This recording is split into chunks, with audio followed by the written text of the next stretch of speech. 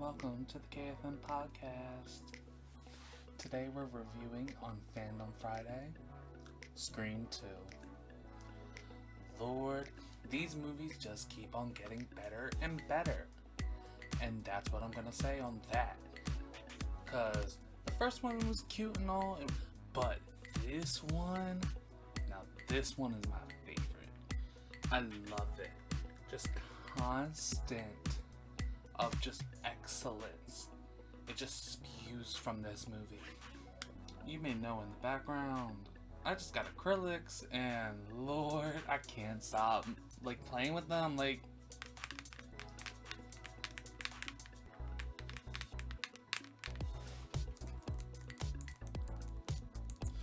It's just ridiculous. I love them so much. It's just, I love them. And I don't think I'm gonna go without them anymore. I was shamed for having man hands because I'm a man by a guest speaker.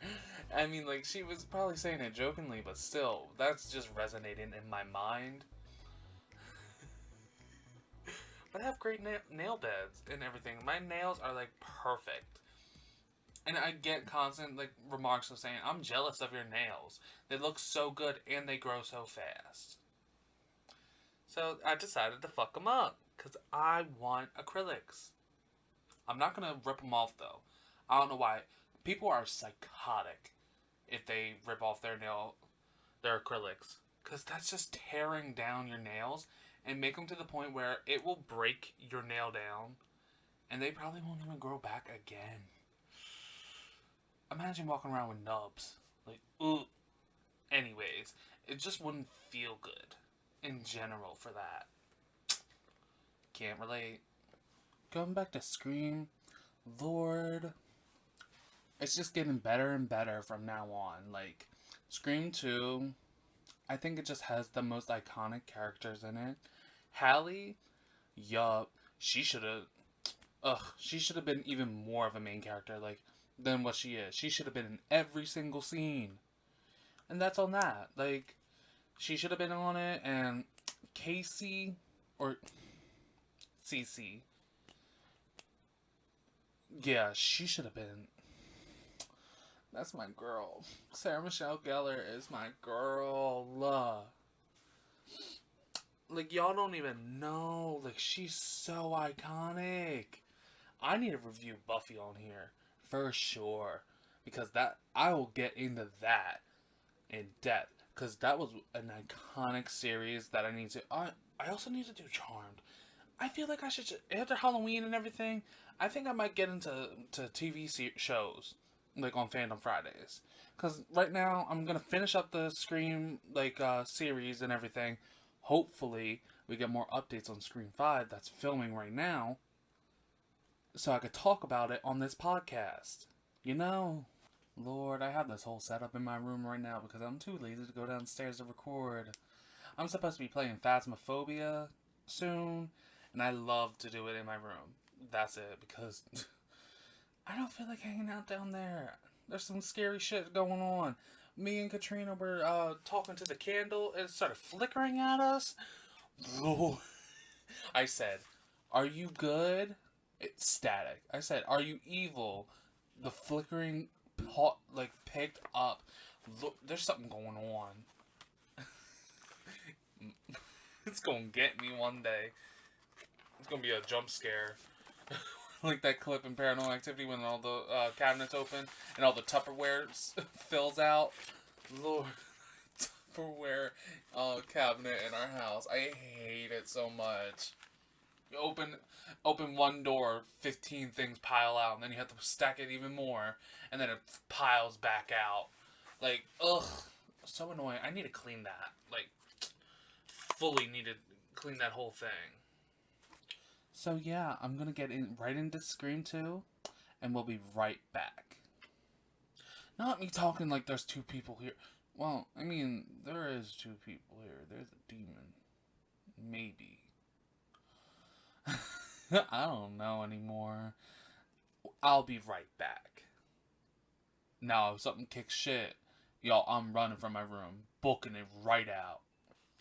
Alright, we're back here with Maureen and Phil.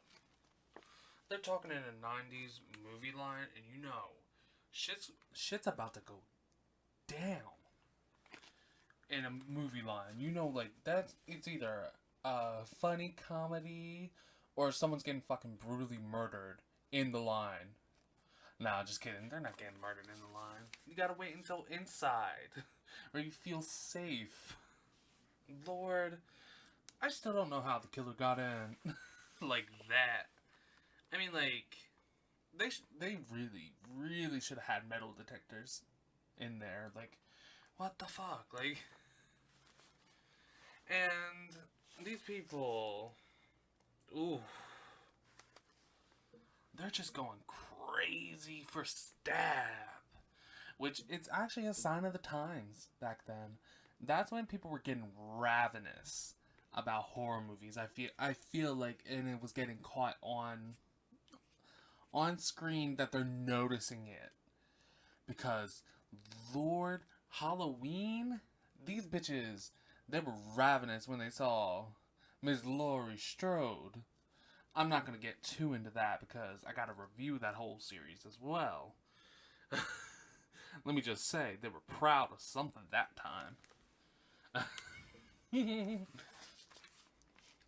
And, like, I'll say, like, the best thing, like, that's close to now is the Avengers movies. Yo, people love to go crazy over them. I mean, like, I like the movies. It's just, like, y'all need to get that serious over it. Anyways. And they get in there and that stupid ass fucking thing flying across the thing. I'll cut that real quick if that hit me. Ugh. Y'all can't have fun with me around. And they go in and they got the reviews. Why are they cheering for this girl to take her clothes off? Like, ugh. Men. Anyways. Bitch, hang the phone up and star 69 his ass. Damn! Why is Maureen me? Because I would say the exact same shit. And I probably would have gotten shushed just like her. These motherfuckers want to scream and all that shit during the movie.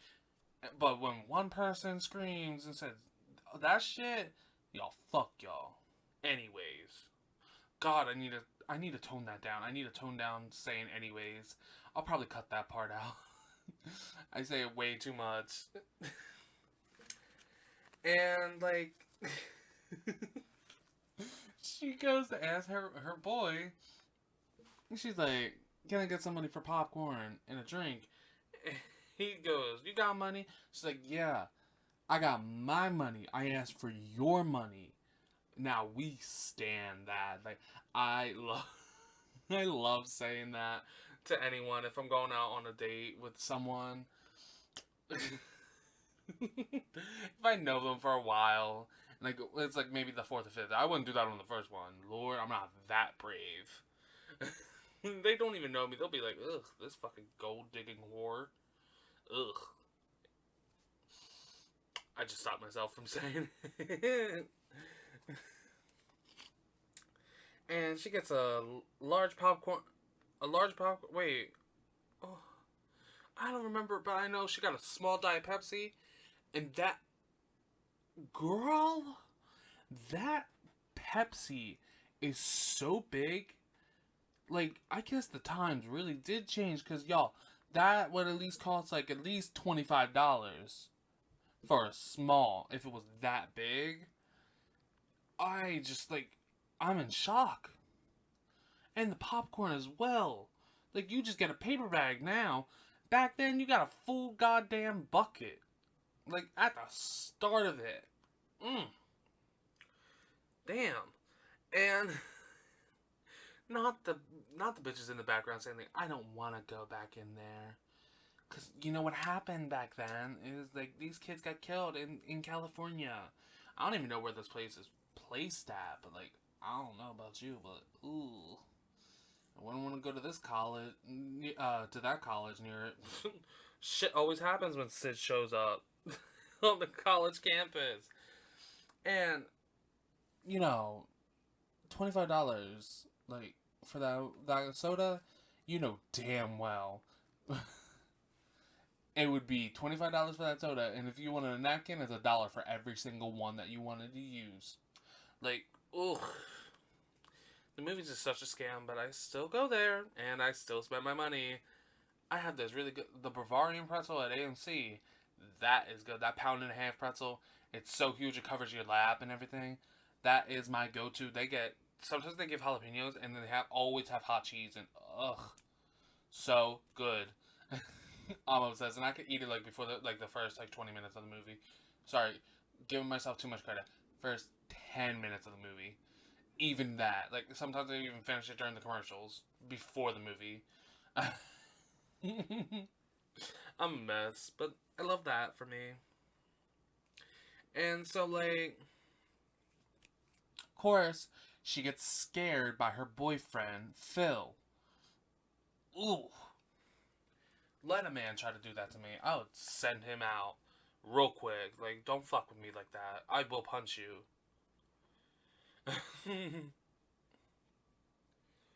And so like this man, he goes out, he got the mask on, takes it off and all that. Thank God, because he's a hot man. And he takes the mask off, goes to the bathroom, and he sees two motherfuckers just walk right out without taking a leak, looking at him like, ugh. Anyways, like, ugh.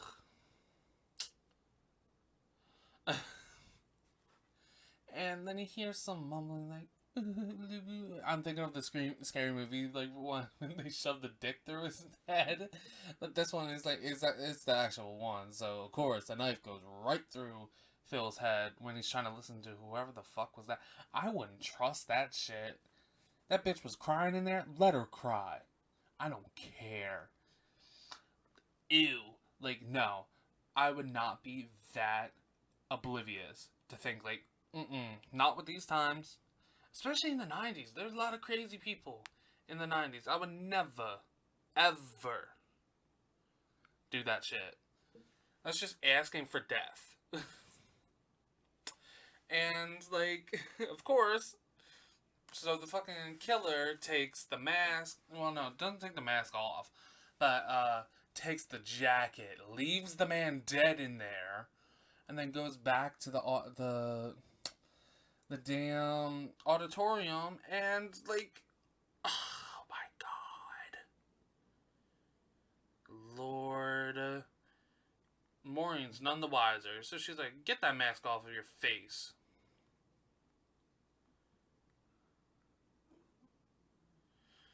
Ugh.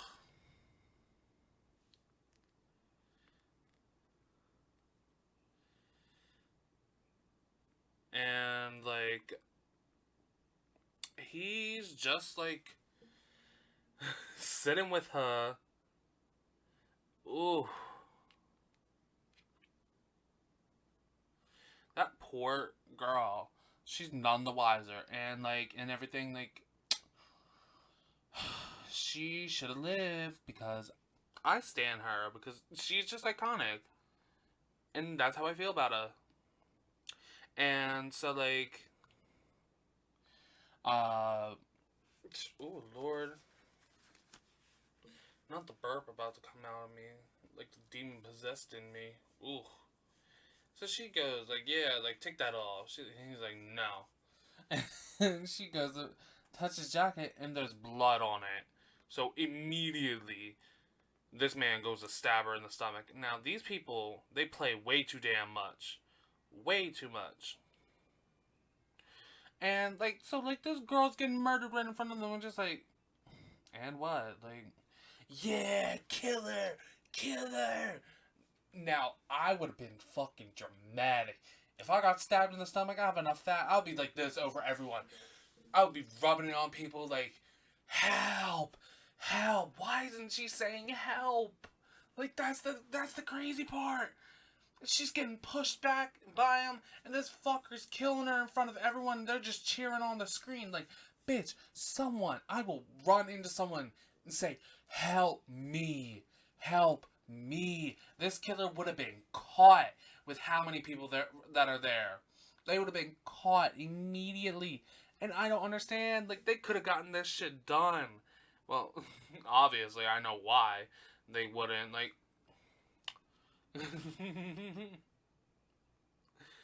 we gotta have some. We gotta let people run and let this movie go on because we got a whole nother, like, what? 50 minutes? Yeah, it's not. It's only the first 10 minutes of it. Like, damn. It's filled with a lot of shit. And then this man, oh.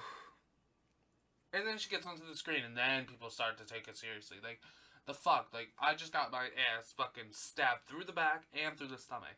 And now y'all want to take it seriously? Fuck all of you. I'm gonna haunt all of you till your last fucking breath. Like fucking Valak from The Nun. I'm gonna get you. And, of course, she dies on the screen, looking like that. And Sid is waking up in bed the next morning.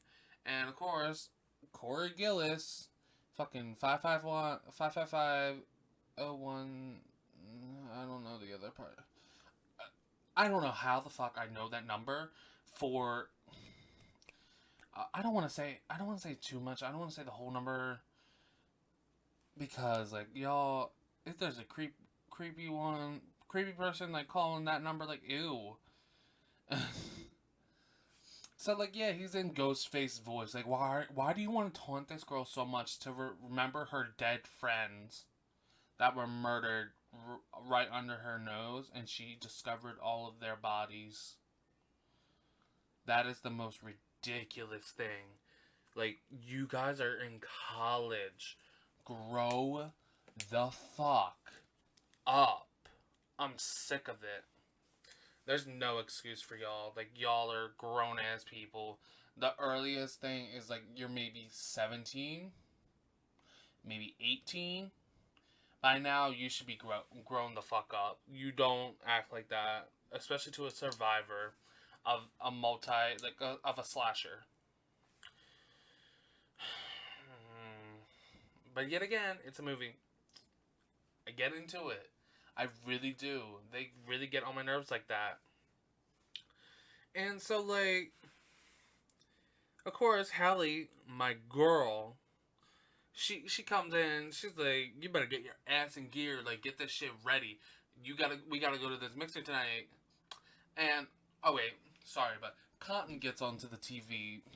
Y'all, this man's creepy as fuck. He may not be a murderer, but he's still fucking creepy. Like, there's like a little twitch in him. I don't know. Ooh, he just makes me feel weird things. I mean, he's hot, but he makes me feel weird things. Like, not just hot, but like, ooh, like there's something up with this man in this movie. Like, I'll take like 5 steps back, 6 feet apart. That'll be great. And so, like, we got, yeah, Hallie, she's saying, "Get your ass in gear," and Sid, of course, she's like, "I don't feel like going tonight." Hallie goes, "What? You promised me." And then she's like, "A vague promise." No, bitch. Hallie is a person I need. I'm so happy that I have friends that hype me up like that to get me ready to go places like that.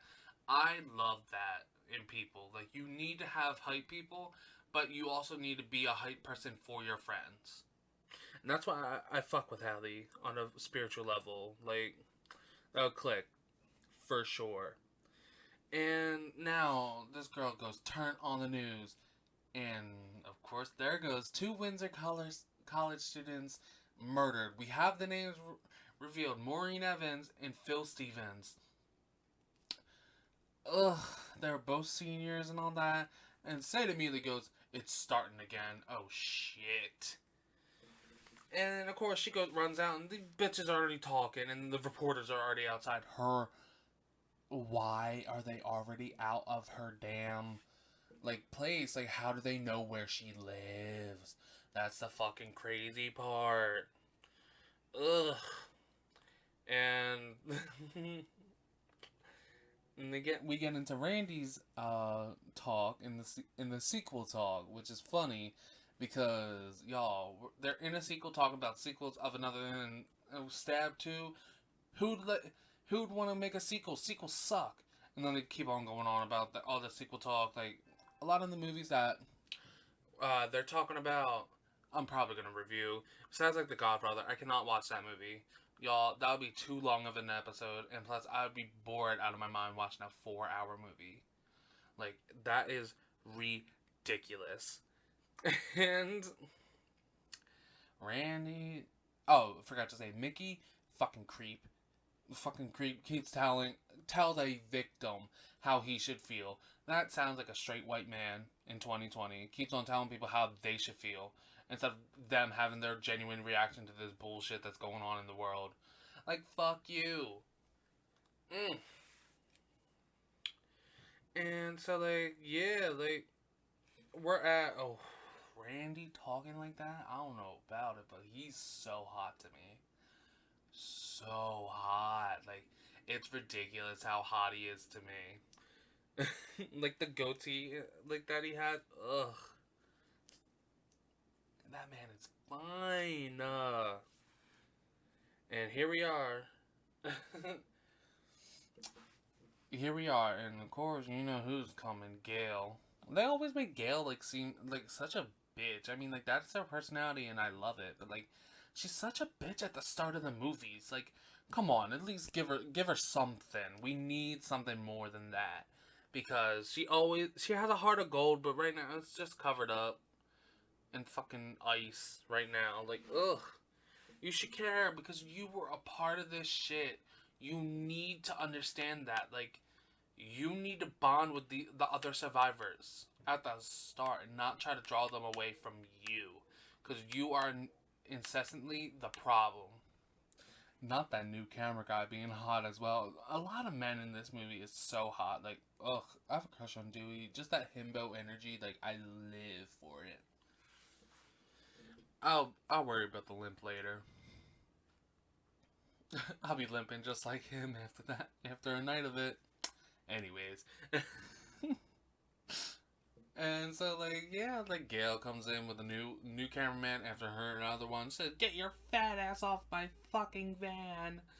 And then crashes the van, like, 2 minutes later. Like, y'all, I would not feel safe as their cameraman because shit's happening way too much for my liking. One death and I'll be like, I'm good. I'd rather not work with that bitch. I might get my fucking throat slashed. And Debbie Salt. This ginger fucking bitch. She creepy, crazy. Cuckoo, creepy, crazy. The 3 C's that you need to avoid. I would not go near her at all. And, ugh. That's all on that one. And then, of course, the cops. Ugh. They're not doing shit in this movie and in real life. Like, the fuck? Anyways, like, Randy constantly has me laughing. I just love him. He's my favorite character, I think, in the Scream series besides Sid. Ugh. I love him so much. And those sorority bitches, you really don't know how to lay it on, like, lowly, like, and the way they call Hallie Pledge, and it's like, "Hey Sid, hi Pledge," like, ooh, fake ass, like, you just want Sid for popularity even more, but let me tell you, the fits that they're wearing, we love to see it, like, I love those colors, and their dresses, like, and all that stuff, ugh, I would love it, but I'm a man, so, and I'm fat, so, like, double whammy for me. And Dewey coming back, we love to see it. And I really can tell that he really cares for Sid, and I love to see it. Because she had to deal with all those fuckers literally at the start of her day. This fucker, like, these fuckers decide to start that bullshit with her. Like, ugh, I hate men that way, but I love men. My contradicting opinions, cancel them out. But it's alright. I hate men most of the time, but I still want a man. And, like, ugh. Not the lamp. Him walking off. Ugh. I really forgot his ass got stabbed. I don't think I even mentioned it in the other one because I was just like, I don't know about it, but I was like clocked the fuck out again. Like I don't know. Like I guess I must have missed that opinion. Like when he like stumbled over and fell, and so it was just funny to me. I don't know why he got him being stabbed. Is funny to me. Lord, it's a lot. So like Gail again showing up. He just showed. She showed up with cotton. Like, how despicable are you, girl? That is ridiculous. How despicable that is. Like, she didn't even know about it, and like, she was like, "You bitch," and just the vile hatred she had in that word. Like, we stand said for that reason, and she's like, like, just gonna stop her. Like, bitch, you don't got no security guards. What the fuck are you gonna do? Not me hitting that with my nail. They're way too long, but I, like, live for them. And she goes, Sydney, share with us, please. And whack! Right on the face. Fucking swatted like a fucking fly. And Hallie goes, did you get that on film? Cameron, yes, I got that on film. Just legendary. And ugh. And they always, yeah, again, going back, they always make Gail so mean at the start and all that stuff. And then she gets better over time, but still, like, ugh. Give me a movie where she doesn't start off as the bitch. Because, like, I know she's sweet. And not Barney Pfeiffer talking to Dewey. I don't even know who that is, but I just know that's an insult. And we love Gail's hair. Like, thank God they all got rid of the bangs. That was a dark time in our lives. Just seeing so many bangs on that screen. Like, ugh. And, ugh, the party. Like, I know, like, y'all want to have fun and shit, but, like, the party after your two friends got murdered. It just seems like bad timing to me. Lord, now we get to Cece. Ugh, Casey. Like, oh my god, I love her so much. Casey, I think, is one of my favorites in this one that unknowingly gets killed off. Ugh, she's so good, but like, bitch, if you were in a house alone, why wouldn't you set the alarms? You know there's two murders. Why wouldn't you set an alarm? Because you don't know when the fucking killer would show up to even get you. Like, you should always be on edge. And, like, just, like, the banging everything and, like, scaring her. And then she does what Casey did in the first movie and walk outside on the phone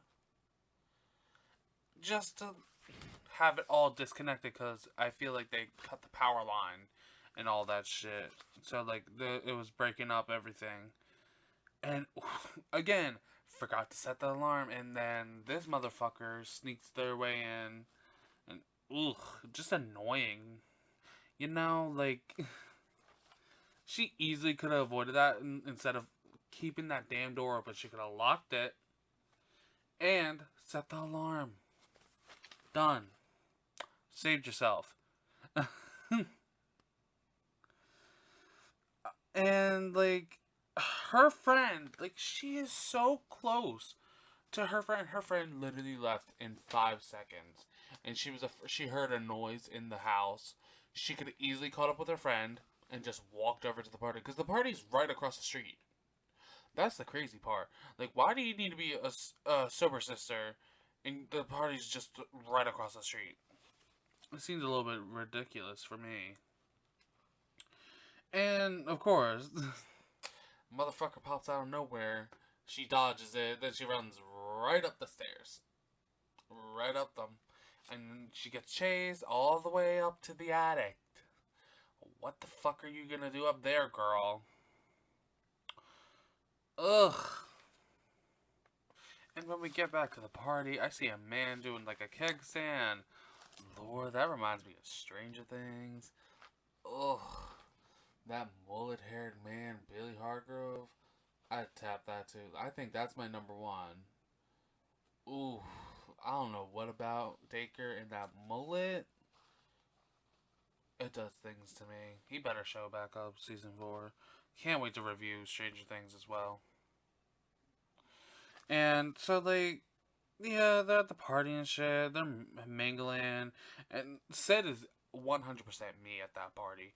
I just want to sit down, have a drink, not even have a drink like her. Like I would just rather leave, if anything, sit down and just leave immediately. And of course, boyfriend Derek is right there for her. And immediately, everyone's like, check out what happened at Omega Beta Zeta. Look, it's crazy over there. Like, you don't treat your fucking friend, like, your fucking, like, sorority row, like, of houses like that. Like, damn, you don't care about her. Like that, you let the bitch die. And, ugh. Gail already knows what's going on here. And Joel, he deserves respect because now her ass is really feeling bad because it's just exactly like Woodsboro. And like, why does the Ghostface want Sid so much at this moment? Like, girl, like hang it up for a moment. Why do you have to just do tonight? Like, maybe like wait out a night, cause bro, you are literally the most unsuccessful killer. Like trying to kill one person, but you kill others just fine. Maybe you should hang it up from this one person, because you're never gonna win at the end of the day. Like it's just you're basically on borrowed time, because you are gonna get killed at the end. Like and not her Sid fight. She's a true fighter. I love that about her. And when she gets in the back, of course Derek runs in. Wait, no fucking weapon, and then gets slashed. Ridiculous. It was ridiculous. Like, bro, get it together. And Dewey, of course, gets there later because he's hobbling down from the crime scene. And when they get to the sheriff's office and everything, they got the whole names. They got Maureen Evans, Phil Stevens, and Cece Cooper. And it's like, is Cece's, Gail goes, is Cece her real name? And the sheriff goes, no, her name is Casey Cooper. And like Casey Becker? And she goes up to the board, outlines her name, and then she outlines Stephen Orth. And then Maureen Prescott. So they brought back it all together to round it out to there is someone there who is the killer, who knows the order in which the murders happen in Woodsboro. They got a copycat killer. I just think that's just ridiculous. Like your MO is already out the window because everyone would have caught it on super quick. You're just ridiculous. And then, like, of course, at the hospital, missed every single vein. Derek, like, he was super sick. And Dewey goes, that's funny. Then he missed every single artery and vein. And then Derek goes, it's funny that you showed up so late. Right after the killer left. And Dewey goes, that's funny, isn't it? They have some weird stare down, and then fucking Mickey planting seeds into Sid's head. Like, bro, you're weird as fuck. I don't trust you or that hair. And I have... Yeah, oh yeah, the cops. follows Sid around just as her protection and shit. And Lord, after that scene, oof, I have secondhand embarrassment from that damn scene of him singing. Like, I can't watch that scene. I watched it once and I was like, okay, no, this is so awkward that I will never watch. I'll never watch that scene ever again. And I never did. And I won't. Because it's just, ooh, like, I don't know about it. My stomach just starts to tense up and everything. And, like, it's just not for me. You know? Then we see Dewey and Randy in a Baskin Robbins looking at the stab trailer with Miss Tori Spellin. This girl, I don't know, she's like an anamorph or something, because she don't look the same no more. Absolutely fucking not. Oh, not that. Not the water bottle. And, like, Randy's rants are, like, so iconic. Like, he just lays it all down. And he's a quick thinker. So, like, picking up the pace, and he really, like, points out multiple people that could be a suspect. Do they think that they're gonna act on it? Absolutely not. But the thought is still there. And of course, Lord, Joel is so right to raise concerns because her last cameraman got his throat slashed and blood drained onto the truck. Of course, Joel's gonna be concerned about it. Like, what the fuck? Like, you seriously? Like, stupid. Like, why do you think, like, you'll get away with it? Like, you can't cover it up because you have a full book and your cameraman can read it. And then we go into this. Like, Neve Campbell looks so good in this dress. Like, she looks so good. And she plays Cassandra well. I don't even know what this is from. But, like, she plays Cassandra well. That's all I gotta say on that. And then, but the delusions that she's seeing Ghostface when it's just someone else, like, I know the stress is getting to you, but fuck. That person's just a college student just minding his own business under a mask that you consented to. And then,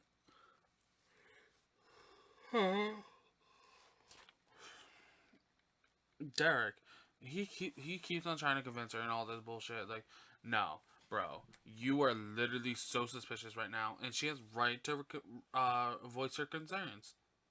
It's ridiculous that he think, like, at this moment, like, she doesn't know what's going on in her mind, and I don't blame her for it. Alright, so I really love this trio right here. Gail, Dewey, and Randy. I think they should have stayed. All of them together, they should have stayed together. They shouldn't have split up during this whole scene. It was ridiculous. A killer is hunting after them, so let's split up. Every single fucking movie, and someone always gets killed. Don't act surprised. And Randy didn't deserve to die. Out of everyone, he's the least amount. Like, wow, I really hate this killer. Like, killing off all my men. I hate it here. And, like, Joel is so right in this case. Bitch, I would be leaving too. Like, how the fuck do you think I'm gonna stay around here? There's a killer on the loose. Your friend just got butchered in my van, and now my van's broken too. Ain't no fucking way. And Lord, not the messaging. That really shows how old this is. 'Cause that screen setup with that computer and that instant messaging, ooh, it's really showing its age. And they're all like, Like, why are the death threats? Like, you're stupid. In the fucking place, like, they still didn't catch him. I don't know how the fuck they didn't. And holy shit, Cotton is so unhinged. Like, he's like stuttering and shit. He's like, Cindy, Sydney fucking Prescott, the fucking victim. I was like, oh, not this. And then she finally finds out about Randy's death, who she feels like she's gonna blame herself. And I would be in that moment doing the same exact thing. And now, Gail finally shows her heart instead of being that cold reporter that she always is at the start. She's finally breaking down. But you know what? I have a feeling. I haven't watched the third one in a while, but I have a feeling she's gonna be played the same exact fucking way. Ugh. Tired of it. Hopefully, by the fourth one, that shit changes. I haven't seen that since it, like, got released. And so, like, yeah, Gail gets a heart of gold, and not the VHSs. Lord, I haven't seen one since, like, 2005? 6? Lord, that is so long ago. She has that whole bag of VHSs, and I just have to laugh. Like, we don't do that shit no more. And then they sneak into the film hall, and then they just end up making out on the table. And then the fucking killer shows up, playing his video recordings on the VHSs. I don't know how he started it, but he did. And then he has a live camera for them. Like, what? Not Dewey's ass fucking wobbling up there, and then the killer not being there. And the killer's behind the desk. Of course he is, because Gail has to have a chase scene somewhere. Sydney had the last one. She's gonna have another one, but Gail, she finally got hers. And, like, the way they... Oh my god, this moment is the tensest moment. Just feeling... Ooh, if I was on that soundstage, my ass would have fell. All those, like, soundproofing walls and all that shit. Or whatever the fuck they are. And then, like, her hiding behind them with the killer right behind her. On the same wall, but on a different side. Ooh, nope. My ass would have fucked it all up, and I would have been fucking gutted. Right there. Right through the wall. And there goes Dewey walking in there after Gail found a safe place and basically used as bait again. Are we shocked? No. And the killer... Dewey taps on the soundproof window. She can't hear shit. And then the killer fucking stabs him in the back. Again. And then he finally calls to her, and she sees him dying. Great. That's such a morale booster. And then she got the smart common sense to knock over that film container, like, thing, and he can't even get into it. Because, of course, it doesn't have a lock. And then the killer tries to, like, fucking break through it. Like, it's like plexiglass. Like, stupid. You're not gonna get through it. Give up. And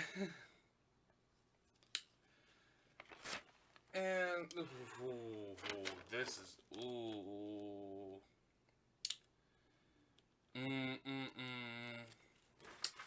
I really love Derek. He really is a good boyfriend for Sid. I feel so bad that Sid has to go through all this bullshit and everything. Like, she has to get a fucking police order to go to a safe house. At least Hallie's joining her. And then his fucking frat is like, prepare to die during a fucking... Oh my god, your friends are getting butchered and you decide to say that to one guy who everyone should know by now that he's fucking bait for the killer. And look what happened. They're like, ooh, let's mark them up like the fraternity like they did years before us. Like, oh my god. Oh my god, they're so stupid. And Lord, this pisses me the fuck off. Why? Why? You have a police order. You are on an empty street. It's a red light. There are no cars around you. Why wouldn't you push through and keep on going after that? You can skip a red light. You are the police. You literally get away with murder. But you can't skip a goddamn a red light, especially when you have someone who's being chased by a fucking killer. And look what happens. The fucking killer gets it. Fucking kills the one driver and takes him out of the car. The other one jumps out and he's like, "Hey!" And then he fucking gets run. He gets run onto the car, and the killer's trying to drive. And then the fucking policeman gets his head impaled.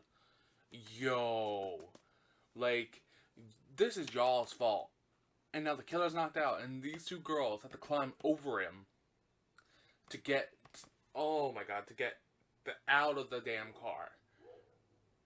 And ugh, it's so annoying to me. And then, like, when Sid goes back, Hallie should have went with her, honestly, just to be safe. And so Sid goes back, and the killer's not there. And Hallie goes, "What?" And then she gets stabbed. I'm bitter. Like, this is so annoying to me. Why the fuck is she dead? I hate it here. Like, seriously, I hate it here. She was the best character in this movie. And she should have lived. Randy should have lived. I don't give a fuck about the rest of them. Cece should have lived too. I'll give it to her. And Maureen. Maureen Evans should have lived. I love how most of them are women because, like, we deserve more women characters in this movie. Like, why the fuck do they all have to die? It's annoying. Anyways. Not Gail finally getting out of the damn audio recording studio. And, like, Cotton fucking Weary is there with all the blood, Dewey's blood on his hands. And then he expects her to not think he's the killer. And Miss Debbie fucking ginger bitch ass Salt is right there conveniently on the phone. And Gail runs outside. The killer's Cotton fucking Weary. And bitch, I would think the same fucking thing. And then, like, bitch, it just goes back to Sid fucking running and all that shit. Like, and of course, it's the finale. They need a big start. So the fucking recording studio starts in the auditorium, and everything starts playing. She thinks it's just the teacher, and of course it's not. Of course it's not. She goes running in saying hello, hello, and then the spotlight goes up, the set opens, and there's Derek, marked up by his fucking fraternity. And tied the fuck up. I'm so sick of them. I would kill them myself, honestly. If Derek was the killer, I would have killed all of them myself. I don't give a fuck. Literally fuck all of them. Like, and of course, killer's right there. And he's like, "Don't you want to know who I am?" Reveals it, and it's fucking Mickey. I'm not fucking surprised. Oh, I hated him from the start. I really hated him from the start. He's the most irritating man out there. Like, first of all, trying to tell victims how they should feel. And now he's a fucking killer. Killing his girl and everyone else. Besides, like, ooh. I'll put a fucking knife in him myself. I don't give a fuck. And he taunts Sid and basically planted the seed that Derek's the killer. And Derek taunts him and said, "I'll fucking kill you." And then he gets shot. Yo. Derek deserved to live. And I'm not going to talk about anyone about it. Like, he deserved to fucking live. And fucking Mickey is taunting her again with a gun and everything. And he's like, and she goes, he like starts talking and shit, and she's like, "You want to know one thing about Billy Loomis?" And He goes, what? She leans in. She's like, I fucking killed him. And then slashes him on the side of his eye with the fucking necklace that Derek gave her. That's a good weapon. Thank God it was metal. Imagine if he gave you a plastic thing and you try to use it. That's bullshit. No, it's gonna hurt if it's metal. And they do this whole fucking running around thing. He's like, I love it. And everything. And then, ooh, he's like, now who's doing that? My second thing, second person is starting in the side. Gail opens the door, and then it's fucking Debbie Salt, commonly known as Mrs. fucking Loomis. There's a reason why she wasn't around Sid, because she would have clocked her real quick. She was only seen near Gail and Dewey, and not Randy either. So Randy would have clocked her as well, because they didn't. Wait. No, only Gail. Now that I think about it, only Gail, because Dewey would have known as well. Ugh, I hate her. I hate her so fucking much. And that's another thing. Why didn't no one bring up the point to look around for Debbie Salt? And if they didn't find her, like, you would have brought it up with Gail. You know, those reporters are not doing their job. Look up Debbie Salt. Why? Who is this bitch? And how does she have all the clues? And look her up. You can't find her. Bring it back to Gail and say like, "Hey, Debbie Salt doesn't exist." I would get on that and like maybe search that up. You know, like, and so like, Debbie's like cold hard revenge. You killed my son. Bitch, you abandoned your son. And that made him go into that fucking psychosis. That he killed his fucking, killed Sid's mom. And all that bullshit. Like, what the fuck? And, like, ugh.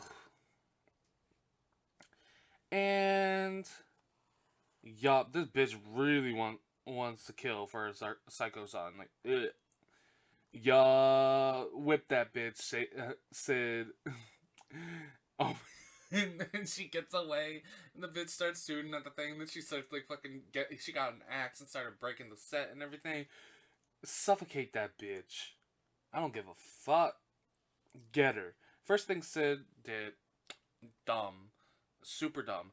Why would you drop the weapon when you know the bitch might pop back out again? Because most of this shit is all maybe weighing like 5 pounds at the most. You need to keep that weapon. And now the bitch got a knife. And psycho ass Cotton Weary is there with a gun. I really feel like he would have killed her. But then again, he's an actor. He knew what he was doing, and he got what he wanted. An interview with Diane fucking Sawyer. Ugh. This, I hate, man. Ugh. Oh my god, Gail with her steel bones after Cotton shooting Debbie. Oh, sorry, Mrs. Loomis. The way Mickey jumps up and scares the shit out of all of them. Then he gets fucking lit up with bullets. Put a fucking clip in him. And headshot that bitch. Just in case. You never know. Fuck that bitch. I'm glad that she's fucking dead. And now, we love to see the growth with Gail. But it'll be reset in one movie. I'm calling it now. She's gonna be a cold-hearted bitch by the start of Scream 3. Y'all will all know that. And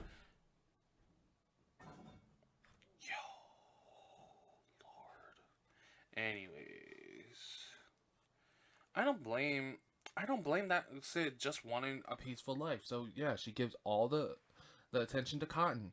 I don't blame her. Her friends were murdered. Hallie, her best friend in college, was murdered right in front of her. Like, what the fuck? I would feel the same fucking way. Fuck that. I want to go home.